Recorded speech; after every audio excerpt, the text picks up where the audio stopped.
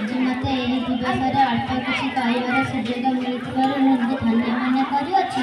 प्रति वर्ष जनवरी 26 तारिख को भारतर सबु राज्य अति आनंद सहकार पालन कराए।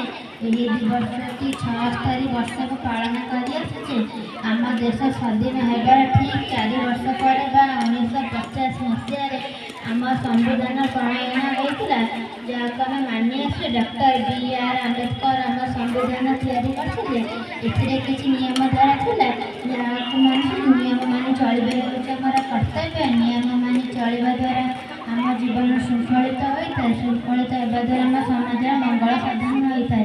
एति कहीकि आम वक्तव्य मुझे शेष कर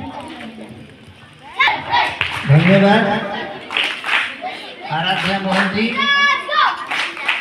परवर्ती रही उर्मिला राउत प्रस्तुत।